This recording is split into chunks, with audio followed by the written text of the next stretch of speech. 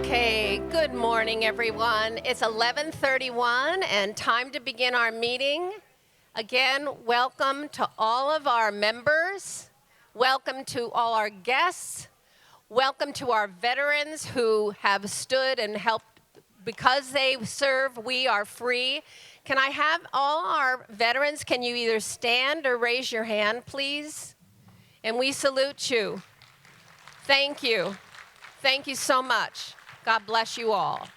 I want to invite Barbara Witcher, our chaplain and Americanism chair, up to greet us. You look beautiful. Happy New Year, everybody. We did it, didn't we? And we're here to celebrate now a brand new beginning. I'd like to see a show of hands of all of you who, when you were still working before you were retired, were managers or employers that were responsible for employees. May I see a show of hands, all of you that were?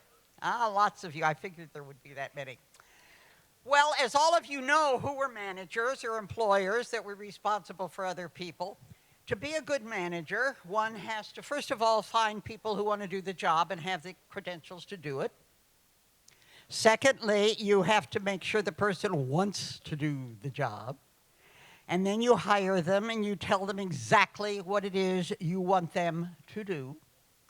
Then you follow up to be sure they're doing what you told them you wanted them to do. And if they do, you compliment them. If they don't, you have a conversation with them. We need you to do what we hired you to do. By now, you're probably wondering, what on earth is she talking to us about that? I'm not managing anybody except myself, and if you're like me, that's a job. Well, I'm going to tell you something, people. Everyone in this room, everyone, is still in the management business.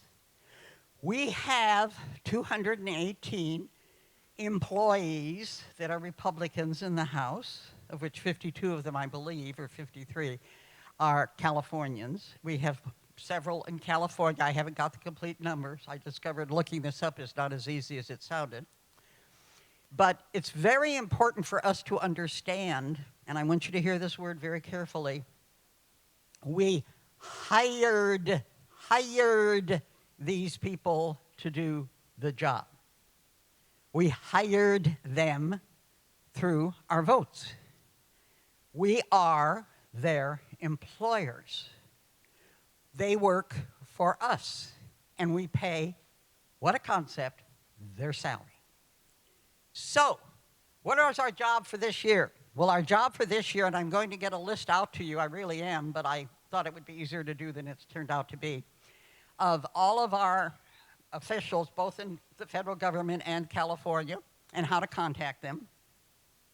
And the easiest way to do that is when you telephone their answering service after 4 o'clock our time, which is after 7 in Washington.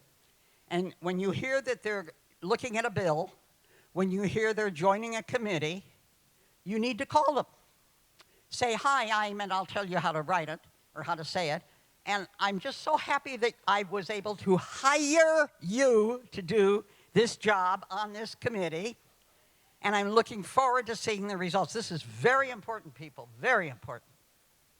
And when they do a good job, and I know that because I manage so many people, you compliment them. And then if they should not do what you want them to do, you can call them and say, I am so disappointed. I hired you to look into this particular situation. Come on now, get on track here. I'm really disappointed. I can promise you, people, that will make a difference. That truly will make a difference. Also, we have to continue, as we always do, and we've had a lot of practice last year, in bringing them to the attention of our God, because without him, we can do absolutely nothing. So let's do that. Yes. So let's do that right now, if you will. Bow your heads with me, please. Dear Lord, thank you for this New Year's. Thank you for this group. Thank you for Pat and her board and all of the people that are here. Thank you for our beautiful country. Lord, we bring our legislatures to you, and we also bring a very upsetting thing that I just learned today. Not everybody is excited about the new year, Lord, and I know you know this because we have so many homeless people in this country. And right here in Orange County, which is supposed to be a very, very good county as far as wealth is concerned, we have 483 homeless people in Orange County. Heaven knows, well, you know, I could say heaven knows, but you know, God, how many you have altogether in California. So we ask, Lord, that you open our hearts to this particular problem, and if there's anything you want us to do, please tell us. Meanwhile, Lord, we thank you for being our God, and most importantly, we thank you for allowing us to be your people. Amen. Thank you so much, Barbara. Carol Blanchard, our former president of 3 years, is here, and she's going to lead us in our blessed Pledge of Allegiance. Please stand. Ready? Begin. I pledge allegiance to the flag of the United States of America and to the republic for which it stands, one nation under God, indivisible, with liberty and justice for all. Thank you. Thank you very much. And we're so honored today to welcome Malcolm McGough, who is an Australian citizen and permanent resident of the U.S. who came to America 10 years ago after being recruited by the Yankee Institute for Public Policy out of Trinity College, Connecticut, as a senior analyst. He's been heavily involved in politics since arriving and having been the campaign manager for the Connecticut Attorney General's race, Connecticut Governor's race, and U.S. Senate Exploratory Committee, and more recently as the California Political and Field Operations Director for the Trump-Pence presidential campaign. He is a former CEO and executive board member of the Election Integrity Project here in California, and as a former chief executive officer of that organization, he incorporates the importance of cleaning up fraud in California and as fundamental requirement for America to fulfill her God-given leadership role in the world. I meant to say election fraud, which I know we're all top of mind here. So please join me in welcoming Malcolm McGough.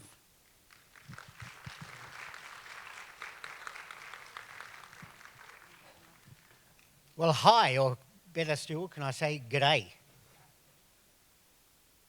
G'day.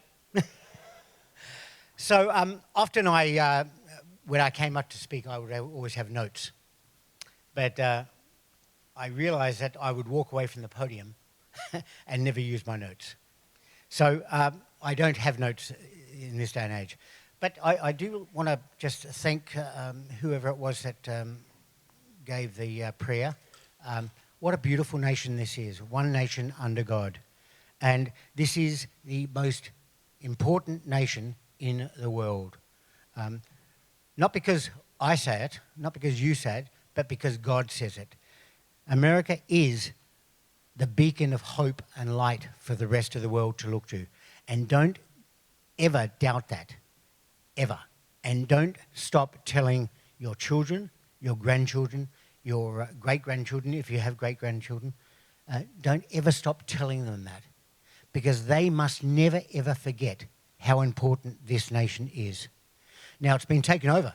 It's been taken over, sadly, by what many people dismiss as a furphy, or a furphy used to be a tank of water, and everybody would go and get their water in the military. I was 25 years in the military. And they would go and get their water at what was called the furphy truck. And so a saying or something that was said in jest was always called a furphy, because it was discussed around the water tank when they went to get their water. So don't allow our colleges, our schools, our politicians to ever dismiss just how important this country is to me, to my country, to New Zealand, to England, to Canada, and to the West generally, because this country is still that beacon of hope and light for the rest of the world to look to. Don't ever forget that. And those in our colleges, our schools, that dismiss America as just a kind of a blip on the radar, no, America is America. And America was designed by God to fulfill his purpose of being that beacon of hope and light for the rest of the world to follow. Yeah. Amen. Amen. Now, let me just tell you a little bit about me. I grew up in Australia. I grew up on a farm. I can still remember my father hitching up the horses. Anybody here can remember that? Hands up? Yep. Just a few of us that are over 100. Yeah. So I can still remember my father hitching up the horses to plough the fields. We had an orchard plus a sheep farm and cows as well. So we had it all. We had lamb for dinner, breakfast, and lunch, and we had milk for dinner, breakfast, and lunch. It was just the way it was. But what I remember as a young kid, most importantly, is about America. My brother died when I was 6. My sister died when she was 2. My brother died when I was 6. My father died when I was 16. So we've had, and my granddaughter passed away at 15 months old. So we've had some tragedies in our lives. But what sticks in my mind most importantly, as I'm being told by your host to put the mic closer to my mouth, sorry. What sticks in my mind most importantly was something about America. My grandmother came to live with us after my brother died. And as I said, I was 6. And she brought with her a 10-volume Bible study. It was called The Bible Story. And it was blue, and it was 10 parts to this volume. But what stuck in my mind, apart from the fact that I grew up thinking everything was made in Australia, only to find out that everything wasn't made in Australia, it was made in the US. But what stuck in my mind most importantly in this book, or these volumes, was a picture of an American family sitting down to dinner. Now, father was dressed somewhat like me, only he had a tie. He had his briefcase on the side of the table. He had his hat on the corner of the table, as everybody wore hats in those days. 2 perfectly dressed kids at the end of the table. Now, I'd never seen perfectly dressed kids at our table, I can tell you, coming from a farm. It was just, you come straight from the farm doing chores. But what stuck in my mind was not only the mother that looked as if she'd just come from the day spa, black dress, permed hair. Any permed hair here today? I suspect. But gently dressed. But what stuck in my mind, apart from the image of the family sitting at the table and mother cutting up the roast, was a picture of the man outside. And the man outside was in a long white robe, long curly hair, a goatee, white Caucasian. No, just joking. But it was a picture of Jesus Christ.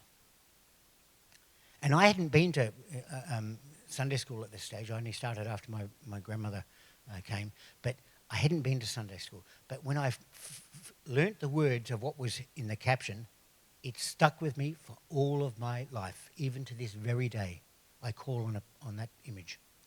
And the words at the bottom says, if Jesus invited you in to supper, if Jesus knocked at your door, would you invite Jesus in for supper? And that image of America stuck with me forever. It was about an America that believed that the Lord was the way, that Jesus was the way, that God was at the helm. So much so that I learnt over the years that God was at the center of everything in America. At the family level, at the school level, at the college level, even in the church, God was there. Unlike what's happening at the moment. at the governor's level, at the government level, state, local, and federal. Because John Adams and Washington and Jefferson and many others made statements like this. This is from John Adams in 1798. Our constitutional republic cannot survive without God at the very center of everything that we do. It is so important to understand that. And we've spent the last, I'm going to say 80 years, not quite 80 years, 1947, we've spent the last 80 years getting rid of God out of our society. When did it start? In 1947. What happened in 1947? Anybody know? 1947, the US Supreme Court ruled that the Founding Fathers always intended there be a separation of church and state. Nothing could be further from the truth. The Founding Fathers always knew that for this fledgling society, this new constitutional republic, and we are not a democracy, please, anybody hear a politician say, oh, I'm going to DC to sort out our democracy? No, you're not.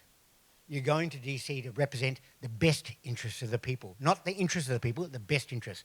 So in 1947, what happened? They ruled, the US Supreme Court ruled that there should be a separation of church and state. And that was the intent of the Constitution and the intent of the Founding Fathers. No. Nothing could be further from the truth. The Founding Fathers, including John Adams, Washington, and Jefferson, all said that our constitutional republic cannot survive without God at the center. And that's still the truth today. We cannot survive without having God at the helm. And that's not only just in our families, it's not only in our schools. Remember what happened after that decision in 1954? The Johnson Amendment said, oh, we're going to give the pastors 501c3 status. And the pastors fought for this. It's the day I say that the pastors sold their souls for 30 pieces of silver. They said, we want 501c3 status so that we can be free from government intervention. That was never the intent. Government was never meant to be government by the people. It was government by God. Because God is the only one with a moral compass that we can rely on. I mean, if not God, then what, me? Can you imagine an Australian's moral compass? No, not a pretty sight. I know what it's like because I've lived it. But it was always God's moral compass. Nature's God. Nature's laws. Not man's laws. So these Founding Fathers understood. And we've forgotten. We've forgotten what it means to be a God-fearing nation. One nation under God. We've forgotten. And it started, as I said, in 1947. Then in 1962, what happened? We took religious instruction and prayer out of our schools. Why? Because of separation of church and state. A big, fat lie. And then what did we do in 1973? We said, it's okay to kill 63 million babies in the womb.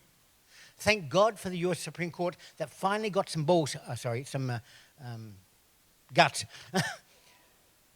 to fight back on the separation of church, on the abortion. And there's another ruling coming today, and I pray, it's called the Brunson versus, I can't remember the name, but Brunson versus Alma et al. Et al. I love that word, et al. If you forget anything, just say et al. But Brunson case today, and it's a case against 388 congresspersons and executives in the US Supreme Court that have all been issued a lawsuit against them for failing to abide by their oath of office. And that decision will be made today. I don't know what the outcome is, but what's happening in the US at the moment with McCarthy 10 times being denied the 12. Thank you for the correction. I was only, must have happened in the last 2 hours. But 12 times now, he's been denied. And I say, thank God. Because it is time for the American people not to go to DC and reach across the aisles. That's a bygone era. Reaching across the aisles never did anybody ever good. It just compromises what you believe in. And I don't know what the outcome is going to be, but I know that the Republican Party is getting a real wake-up call at the moment to say, we the people have had a gutful of what you stand for. No longer do we want you to reach across the aisle. We want you to stand on principle, stand on what we believe in as a conservative Republican Party. Not a centrist, not left, not right, just conservative. You know, oftentimes I get asked, why don't you talk about Democrats and Republicans in your speeches? I say, well, the reason is because I don't believe in Democrats or Republicans. Neither did Washington or Jefferson or Adams or Franklin. In fact, all four of them are quoted as saying the demise of our country will be party affiliation. Party affiliation has destroyed this country because Democrats and Republicans believe in the same thing: greatness of America. But what we forget is that the difference is not in the greatness of America, it's just a difference in the style of government. Alexander Hamilton said that, I believe in, government taking control. Jefferson said, no, we just want small government. Well, Alexis de Tocqueville, in 1832, in his book, Democracy in America, which is an oxymoron, of course, because we ain't a democracy, but he didn't understand it at the time. But he wrote in his book, Democracy in America, that America is the greatest country I have ever witnessed. Remember, in Europe at the time, they were becoming secularized, and the French Revolution. Well, what he saw in America was something very, very, very special. He said, as I toured America, I never saw the wheels of government anywhere. I just saw Americans beating forward for freedom and the pursuit of happiness. I didn't see government anywhere telling them what to do. And he said, Americans had at the center of everything they did God. So they believed in freedom, they believed that they had the right to pursue, and they believed in God being at the center of everything. And we've forgotten that here in America. We really have. So it's time to get that back. One of the most important things I think that has happened since 1947 is that we've seen a divide in this country. See, in 1946,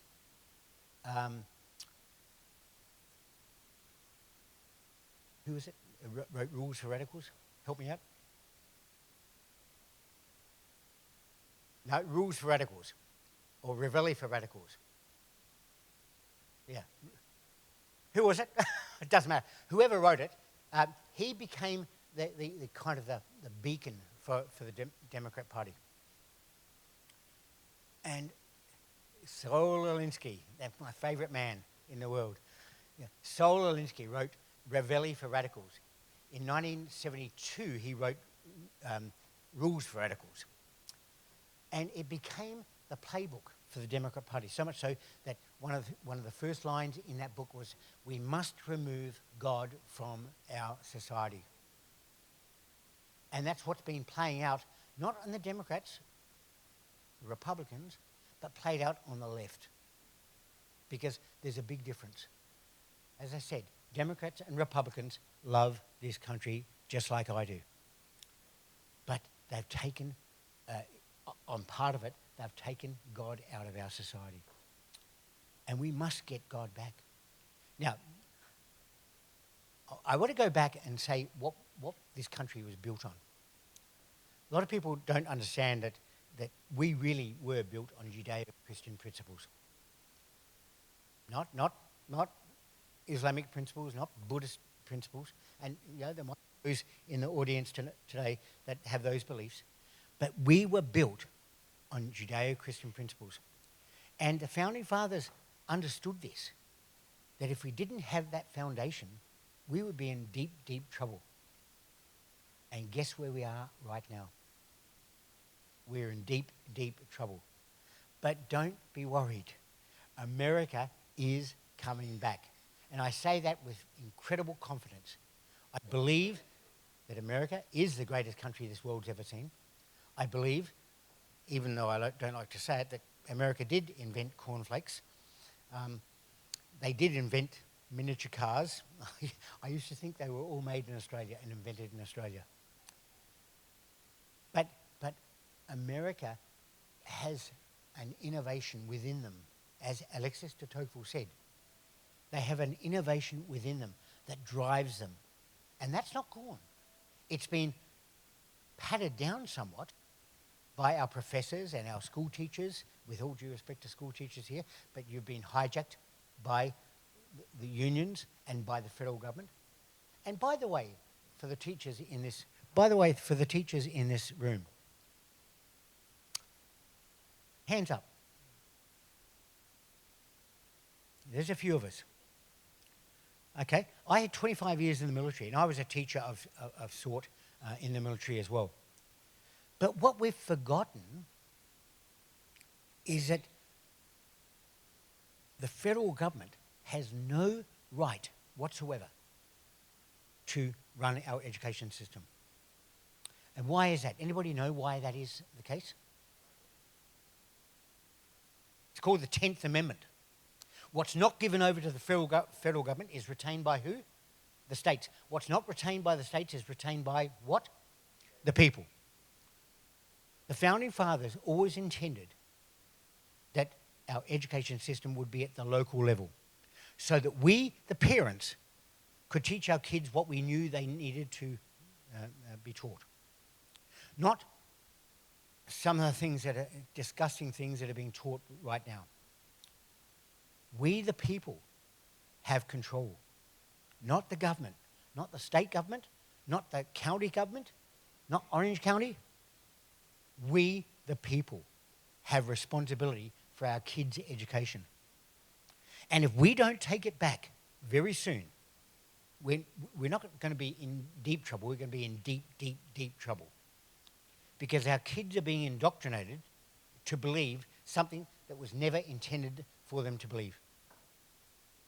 So as a community, as grandparents, as parents, as brothers and sisters, we need to take that back from our those that are controlling it.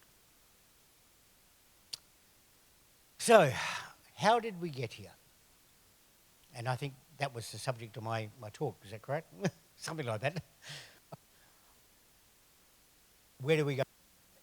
We have to get involved. We have to say no to reaching across the aisles. We have to say no to compromise. Because compromise never did anybody any good. Compromise is about giving up something you believe in. Giving up what this country was founded on and giving it up for something of lesser value. How did we get here? We got here because of my generation.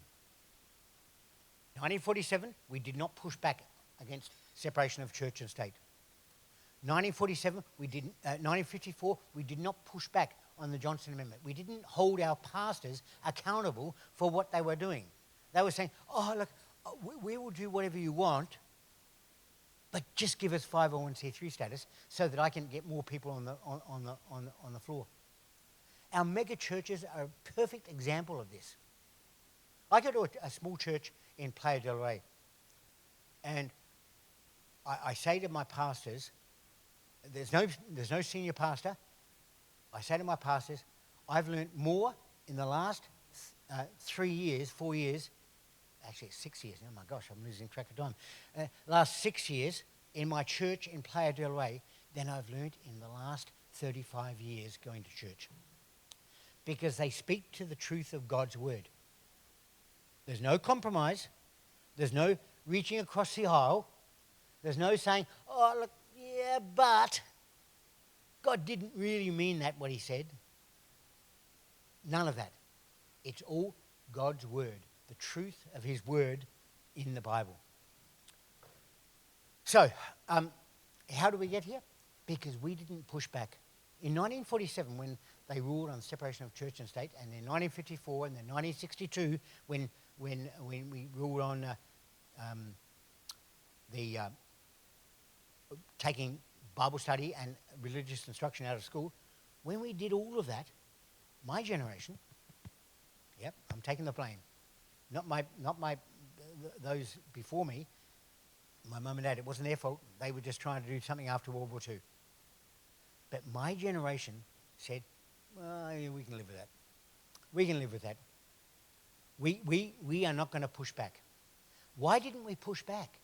Because we were afraid of being called a bigot, a homophobe, a misogynist. We were afraid.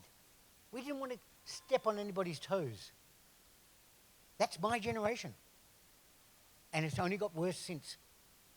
Because we didn't push back. We didn't speak out and say, no, this is not right. This is not what America was made of. And because of that, my country is down the drain. New Zealand is down the drain. People often say to me, well, why don't you move to another state if it's so bad here in California?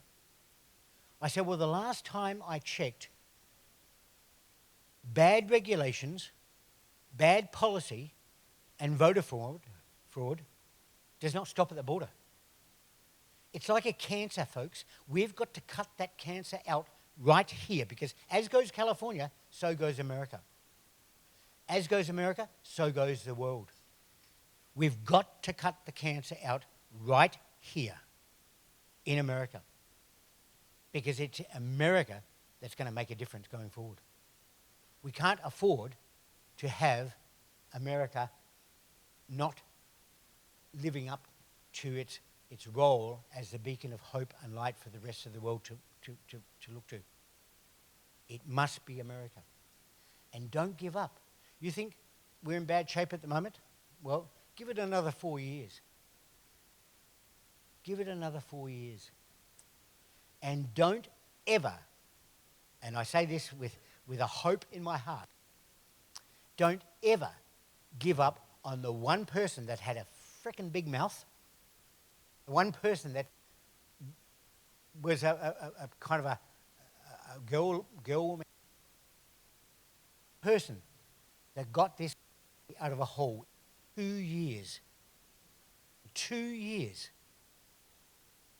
And look what's happened in the last 2 years. That hole has got bigger and bigger and bigger. You might not like the man as a person. Well, I don't give a damn. I didn't vote for a man. I voted for policy. I voted for somebody, and I supported somebody that had good ideas, that knew how to build stuff. And I believe, how's my time going? Okay. Don't doubt me when I say this. He's not gone just yet. And he is coming back. I know. Amen to that. And I have some contacts. I was a political director for Trump in 2016. And thank you. I have some contacts, and they whisper in my ear what's going on. You know, sometimes I'm reluctant when I stand up and speak. I'm reluctant to say too much, because there's so much hope that's been kind of pushed aside so far. But don't give up on this country, and don't give up on the one man that can make a difference. And he is the only man. I often say to my congressman, because I do a lot of campaign managing, I often say to my candidates, what are you doing in DC? And they say, well, I'm going to DC to change DC. I say, yeah, well, what do you mean by that? And they say, well, I'm going to fix up education. I'm going to fix up the environment laws and so on and so forth. I said, no, you're not. No, you're not. And they said, well, what do you mean, no, I'm not? Of course I am. I'm a congressperson. I said, I don't care. I don't give a stuff what you are. You're going to Congress or going to DC to represent the best interests of the people, not the interests of the people. I couldn't give a stuff what you believe, really, or you. I don't give a stuff what any of you guys think, because I'm not there to represent you. I'm there to represent the best interests of the people. In accordance with what? The Constitution. Article 1, Section 4, Clause 1 says that the legislature is there to represent, to decide on how elections are going to be run. So what in the hell is the appellate court of Arizona getting involved in deciding election issues? What the hell is the Supreme Court getting involved in making decisions on election issues? Got nothing to do with them. Article 1, Section 4, Clause 1 of the Constitution says it is the legislature's responsibility. Nobody else says. Not the Secretary of State, not the Attorney General, not the governor. Got nothing to do with them. They wrote the Constitution so that we, the people, through our elected officials, would control how this country was run. And too many people don't understand that. It is time that we get a hold of our pocketbook, our Constitution, and read it. Because if we don't understand what's in our Constitution, then how the hell can we fight back? And it's got to be we the people. We the people. That's why what is happening with the Brunson case in the US Supreme Court at the moment, hopefully being heard today. I haven't got a phone call yet. I said to Joanne, I don't care when you ring, just ring me. But that's why it's so important that it's we the people, like the second revolution. It is we the people that are fighting back. And it could not come from Trump or Nancy Pelosi or McConnell or McCarthy. It couldn't come from them, because that would have been a top-down driven solution. And that was never the intended method of operation for this country. It was always, what?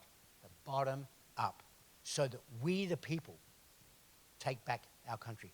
And we the people are in control of our destiny. And we the people tell the government what to do. Not the other way around. So God bless you. God bless America. I love this country with all my heart. I hope you can get that in my message. But I love this country. This is the greatest country the world has ever seen. And it started with what? The Mayflower Compact. Everybody here know what the Mayflower Compact is? Yep. What's written in the Mayflower Compact? We give over this land for King George and what? The furtherance of the Christian faith. In about paragraph 3. Let's remember that as we move forward, as we teach our children, as we teach our grandchildren, the truth of what it is to be an American. God bless you. Bye.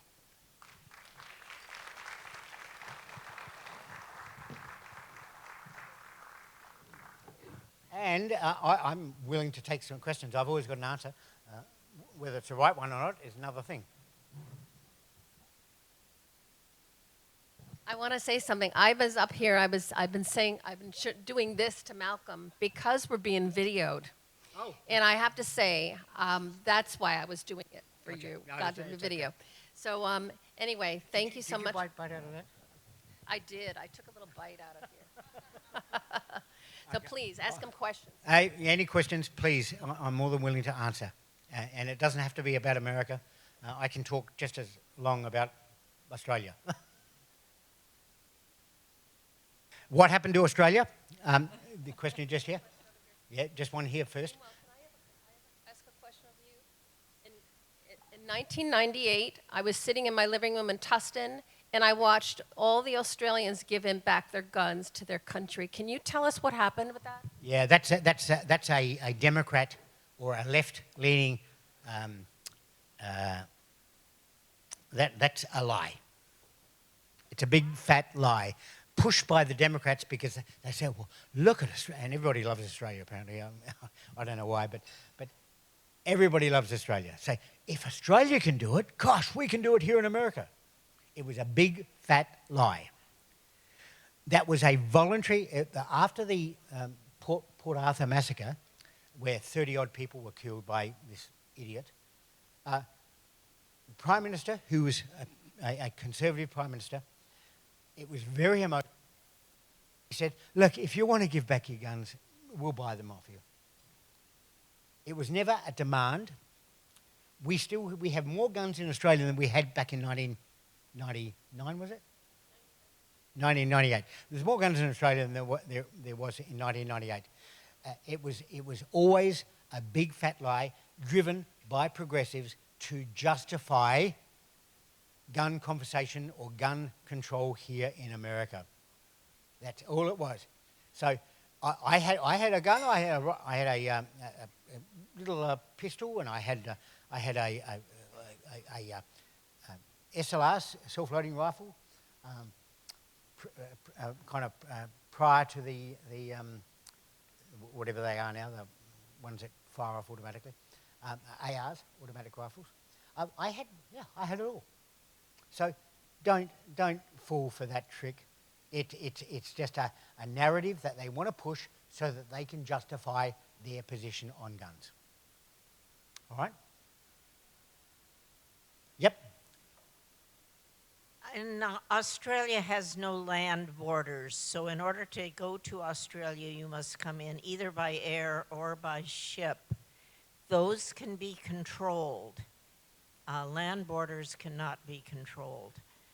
As I understand it, 40% of the people that live in Australia are first generation, and of them, another 40% are second generation. My question is, what are you doing to control your borders, if anything? Okay, that's a great question, and your figures are not quite right in terms of 40% and 40%, but that's okay. It's not important. Back in 1995, I think it was, we had a Liberal, which is in Australia, Liberal means Conservative. We had a Liberal Prime Minister, and he, very clever, we had boat people coming from Southeast Asia, coming from Afghanistan, from Iraq, down through the Southeast Indies, and they would then get to Indonesia. They would pay $10,000. They said these were not poor people. They'd pay $10,000, and they would get to Indonesia, and then they would catch a boat, a rickety old boat, I must admit, to Australia. Where in Australia did they land? Because once they got to these two islands, they were then able to get lawyer or attorney help. It was Christmas and Cocos Islands, which were territories of Australia. Well, Prime Minister Howard declared and wrote into law that these islands were no longer territories of of Australia for the purposes of immigration. So they could get there, but they didn't get all the rights that a person under normal circumstances would get if they landed on those islands. So Christmas and Cocos Island, they were taken away. And the boat people stopped automatically, just ended. the Labor government got into power, Labor being a Democrat. The Labor government got rid of those laws, and suddenly we had an influx of boat people again.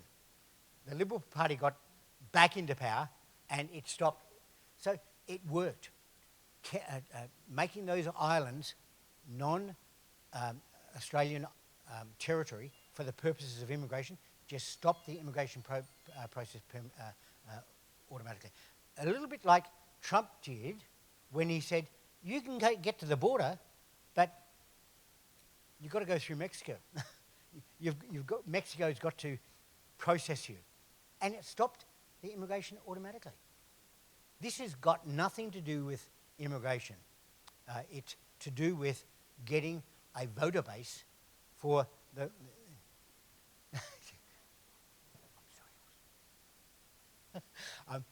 it's about getting a voter base for the Democrat Party. That's what it's all about.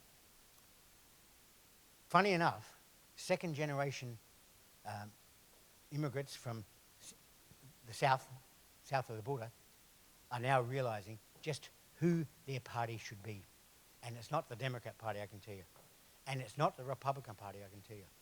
It's a conservative party, because they are the values that they came to this country for. They came to this country to become an American citizen, to become an American that believed in the value of family. Came to America to believe in the value of church, the value of having religion as a base for everything you believe. So those Mexicans that are coming in now that are being conned by our teachers and our college professors and our unions and the liberal progressive left, I won't call them Democrats, they have got another generation to go before they're going to be on our side. And not, when I say our side, it's not our side, it's not Republican or conservative, it's on the American side. It's on what it is to be an American.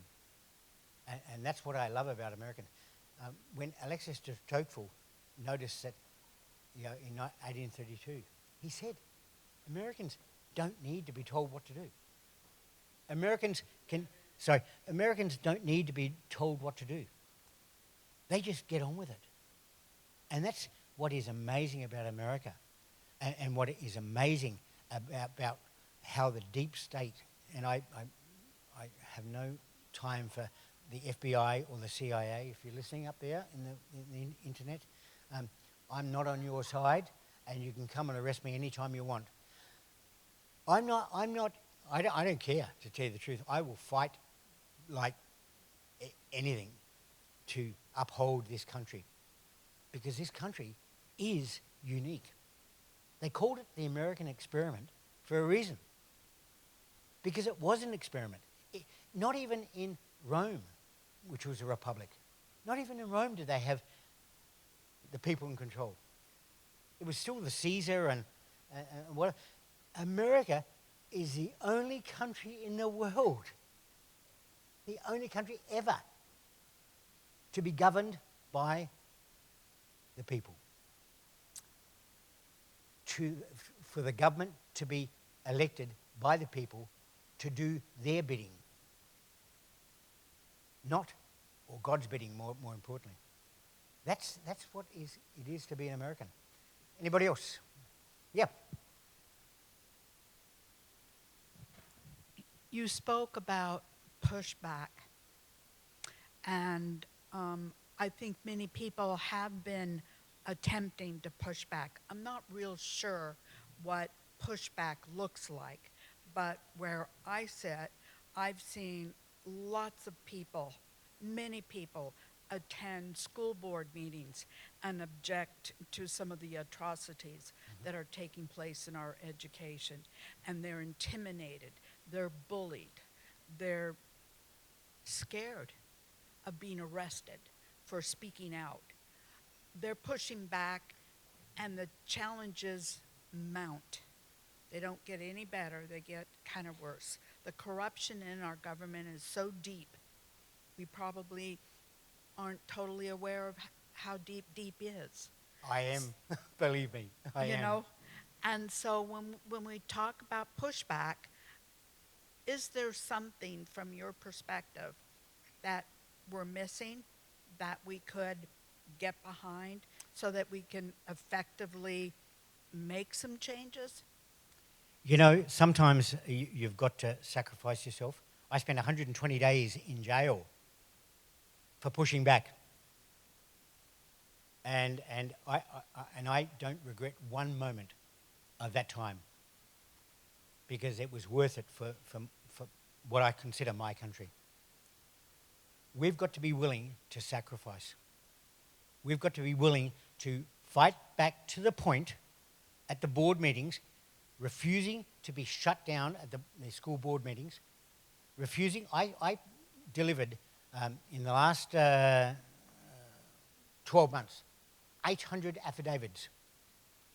800 affidavits to each of the board members, board of supervisors, to the school boards, to the health inspectors. 800 affidavits. That's a lot of money, and a lot of money. That's a lot of money, and it meant that I was out of pocket. But I was fighting back against these people that have an oath of office to uphold the Constitution. Now, if you understand the Constitution, if you fail to uphold your constitutional oath, that's a felony. That's a felony. And the sheriff has the sole right in the county. He is the highest law enforcement person in the county. They have an authority to remove those people from office if they aren't upholding their oath of office. They're required to do an investigation, but the investigation removes these people if the sheriff has the guts to do it.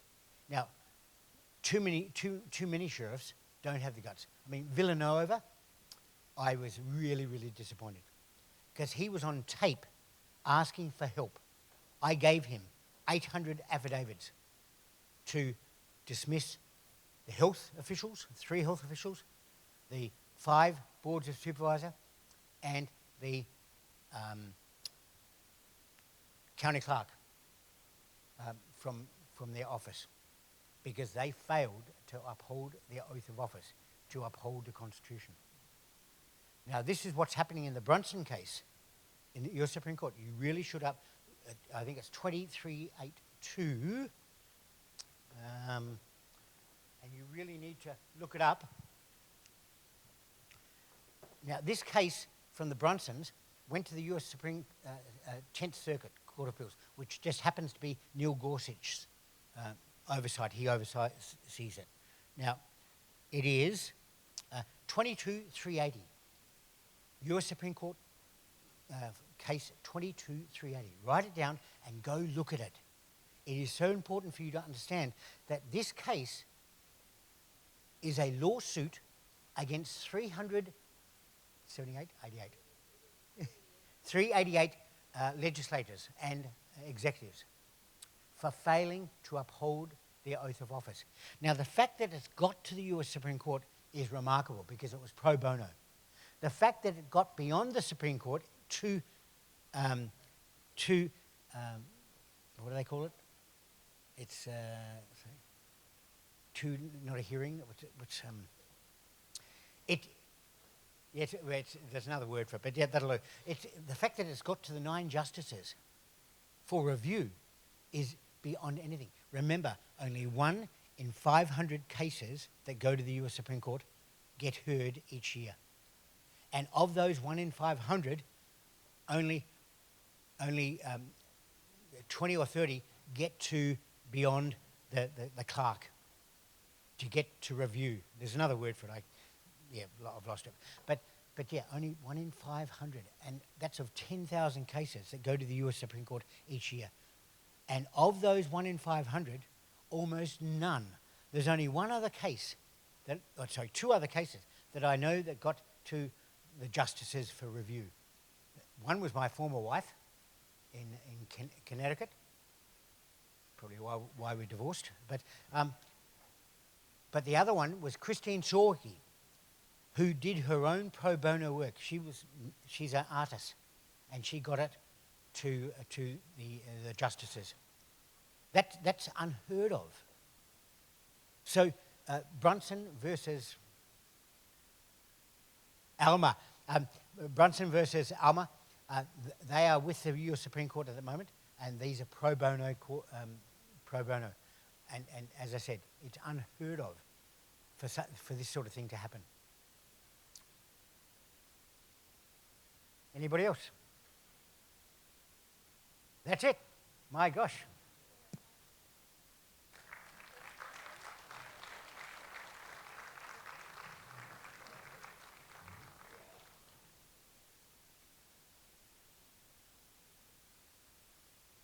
Okay.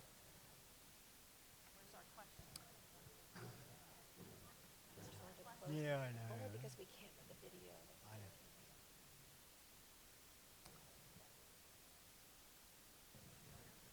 What would I say? Hello. Hello. I'd like to ask you a little more about Australia. Sure. I love Australia. I have all my life. And I feel a close kinship to those people. Wait a minute. I'd like to know. I'm going to come closer. I'd like to know if they are becoming more secular. Are they what? Are they becoming more secular? And also, the governing party, the prime minister now, are they conservative or liberal? Yep. And how is the country changing? How has what? How are they changing? Yeah, how- these times? The bottom line is Australia is no less secular or no more secular than the US, about the same ratio. So about 65% consider themselves Christian. So, I'm confident that Australia has the foundation that it needs to come back, but it can only come back if America comes back. As I said, as goes America, so goes the world. And if America goes down, my country's next, followed by New Zealand, Canada, and the United Kingdom. As far as the government at the moment, how in the hell this happened, got me stuffed. It's a Labor government. It's a liberal, if you like, a liberal government. So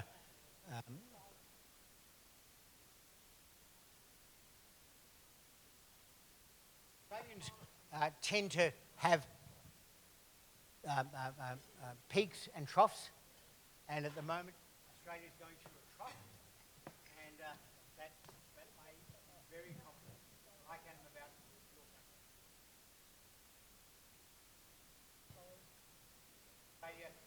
Australians and Americans tend to have a similar philosophy on life.